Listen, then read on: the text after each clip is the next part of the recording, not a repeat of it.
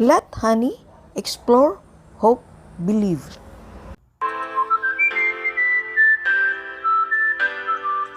Ang word o ang salita, ito ay pangunahing gamit ito sa pakikipag-usap sa kapwa-tao. Gamit ito sa pangako at nagbibigay ito ng katiyakan sa pag-uutos o ano paman. Scripture o banal na sulat, ito ay sagradong sulat ng mga reliyosong Kristiyano, ang salita ng Panginoong Hesukristo as an example of Scripture. Bible o ang Biblia, ito ay sagradong sulat ng mga Kristiyanong pananampalataya na kakuliktang reliyosong aklat na binubuo ng 39 na aklat na magmula sa Old Testament o ang Lumang Tipan at saka 27 na aklat New Testament o ang Bagong Tipan. Walang libro na isinaalang-alang na banal kundi ang Bible lang. Subscribe, hit the notification bell, like, share, comment. Nakatakda kahit na sa Lumang Tipan na si Jesucristo ang siyang pag-aangkop ng pananampalataya bago pa man ginawa ang mundo.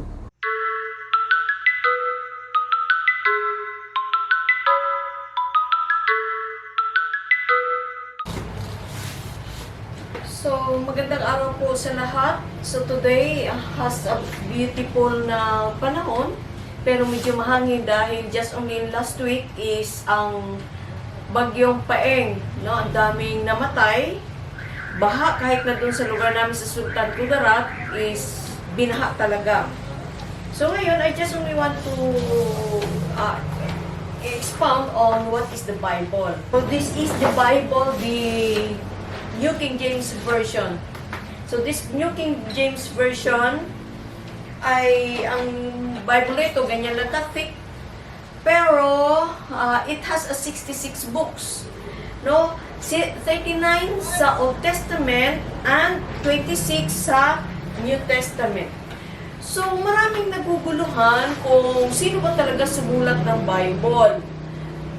So, unang-una, kasi naguguluhan sila from Adam and Eve, so who wrote the history, so kung hindi nyo kasi nabasa, so naguguluhan kayo. So, maraming nag-aalinlangan. No? Ayon sa Deuteronomy 9:10, no? Ang Panginoon ang nag-delivered ng 2 tablets of stone written with the finger of God. Sabi pa niya sa Deuteronomy 9:10. And on them were all the words which the Lord had spoken to you on the mountain from the midst of the fire in the day of the assembly. So, ang kausap niya si Moses. So, sino ba talaga ang sumulat? So, meron kasi dito nakasulat, it is written by the finger of God. So, that is very clear. No, so sabi naman Exodus 24:12, babasahin ko. So, the Lord said to Moses, no, come up to me on the mountain and be there, and I will give you the tablet of stone and the law and commandment which I have written, that you may teach them. No? So, yan ay yung the 10 commandments na sinasabing. But I know sa aking pananaw, pag-unawa as I have been through reading the Bible, that is included already. Kasi sinasabi ng mga karamihan na the book of Genesis, Deuteronomy, Exodus, that is the book of Moses. Yung 4 numbers, yung 4 yan ay sinasabing the book of Moses.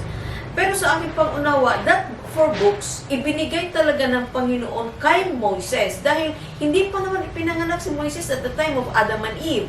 So it is the Lord God who gave it para maisasalaysay ang pinaka-history. No? So, yan siya, we could not make to fathom what is the mind of God. So, we could not make that to contest. No? So, kung titignan natin sa Exodus 24:12 at saka Deuteronomy 9:10, ang mga characters diyan ay ang tatlo. It is Moses, the Lord, and God. So, ang lugar niyan is at Mount Sinai. So, we should have always to remember that there is always a mention of Lord, no, in that Old Testament time.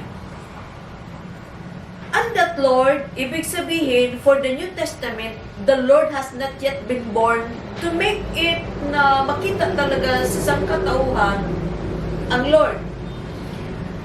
At ang sinabi sa Isaiah 9:6 ng Isaiah,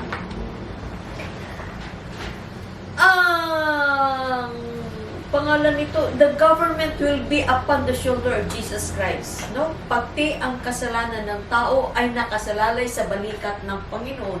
But at the time of Moses, Jesus Christ has not yet been born. No?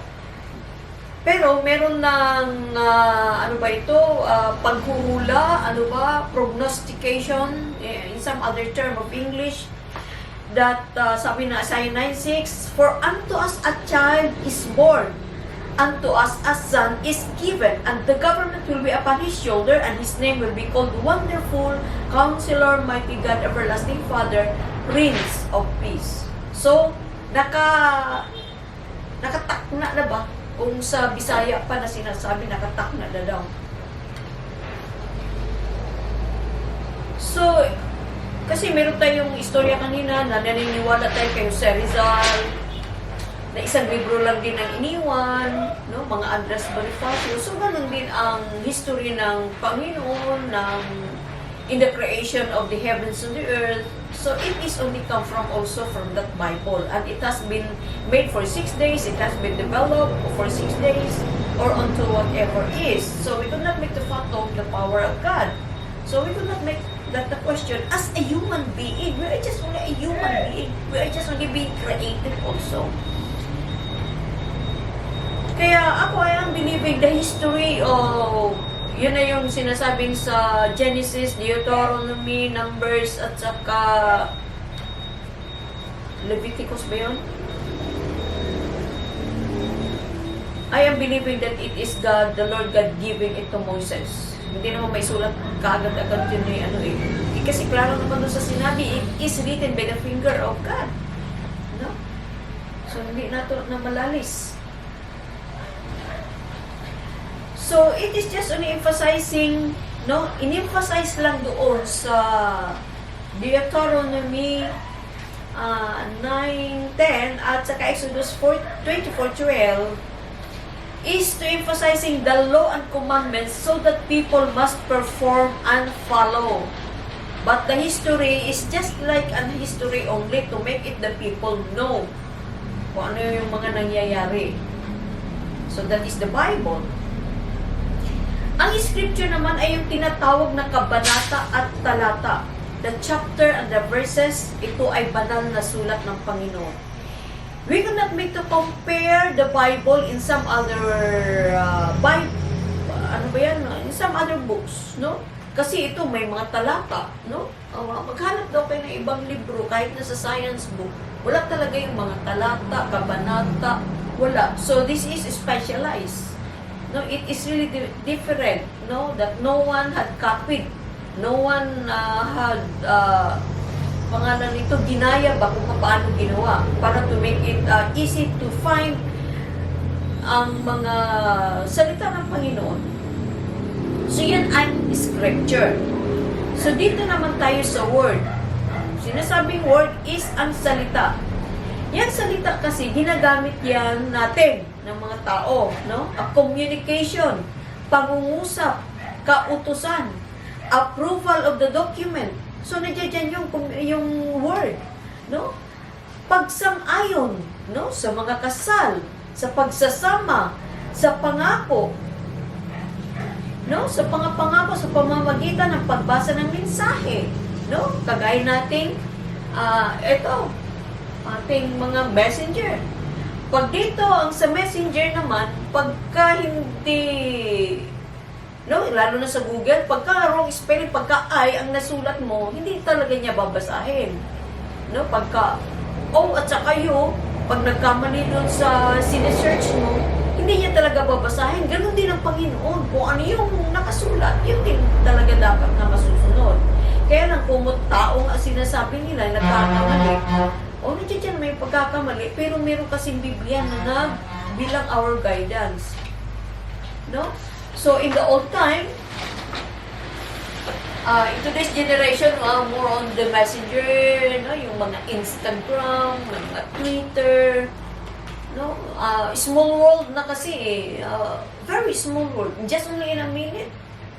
When you have just only to pindot yung send niya, wala na, doon na. No, the email, no, very easy now. So, the whole world is just become a small world. No? In the Old Testament time pa namin, inabot ko yan. No? Ang tagal dumating, no? Yung sa pamamagitan ba ng telegram, and then in every word, may bayad yun, kaya pinuputol. Yan na yung ginagaya ngayon sa messenger, pinuputol. Pero yung pinuputol sa messenger na yun is yung spelling, hindi na kinukumpleto kay mga tamad na, no?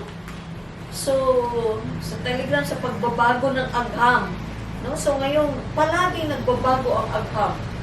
No? The science, agham, no? Lagi nagbabago ang siyensya. No? So, ngayon, yung mga YouTube nga, yung FB, Instagram, etc. In the Old Testament time, before Jesus Christ, the Bible na siyang naghatid ng magandang balita. So, ngayon, ang tinatawag natin is, kung sa mga social media pa, there is a good news. There is a bad news. So, in the Old Testament time, there is only one word, that is a good news, which hardly to adapt of today's generation, this good news about Jesus Christ. Pero, nagiging laganap naman ang mga banal na sulat, nagiging laganap na ngayon. So, yun ang purpose ng Panginoon na maging laganap ang banal na sulat ng Diyos. Para siya ay, nagpapahiwatig na siya ay malapit ng babalik muli. Yung babalik na muli, minsan nandududa pa rin tayo, no? Kasi wala nga So, ngayon, marami kasi ang pagkahati-hati. No? Pagkahati-hati dahilan sa kanya-kanyang paliwanag. Na ang paliwanag ay ayon sa kanyang narating din na pag-aaral. No? Mali man o tama ba in the accordance on the stage of level. No? Professional man o hindi, pero pagdating kasi ng spiritual ay magkaiba.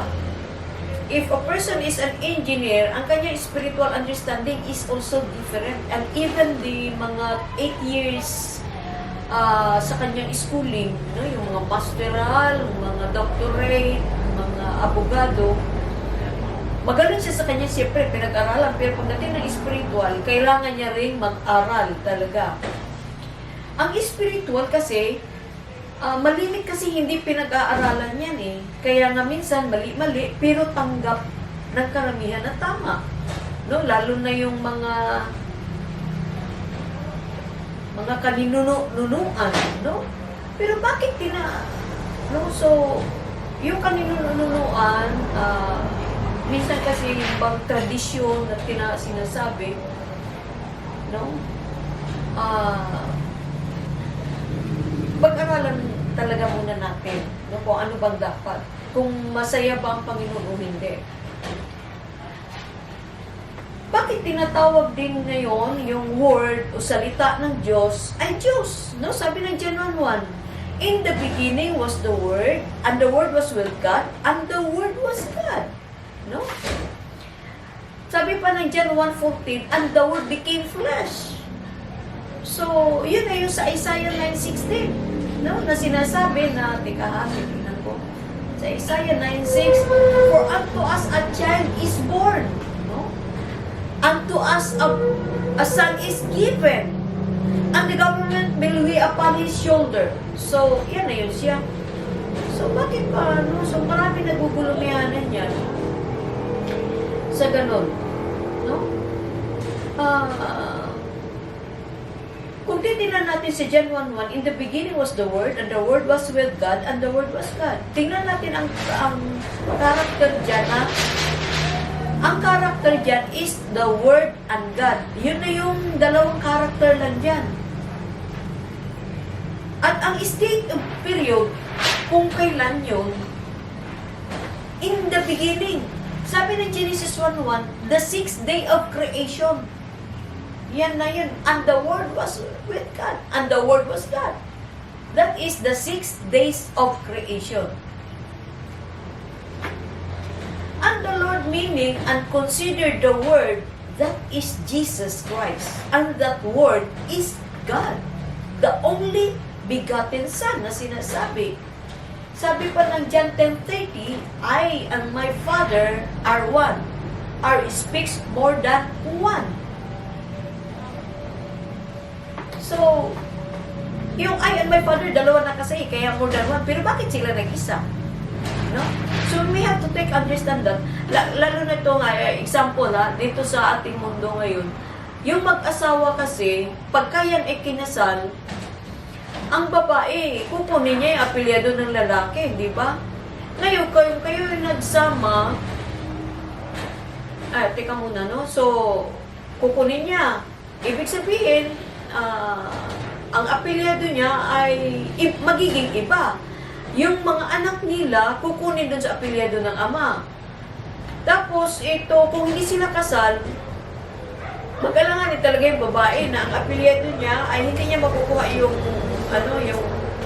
apelyado ng lalaki. Kaya, yan ang sinasabi, pag kayo ay kasal, you are already one. So, ganon, that is the explanation of mine on this topic, the Word. Yan na yung kasasabi ko lang, the Word, ginagamit natin sa salita, na sa pangungusap. Pero bakit siya tinatawag din yung Word na Panginoon? No? And the Bible, ayan na yung the 66 books, no? 39 of the Old Testament and the 26 of the New Testament. And the scriptures, yan na yung talata, lalo na sa mga salita ng Panginoong Jesucristo. So, ganun lang. Maraming salamat po at magandang araw po sa inyo.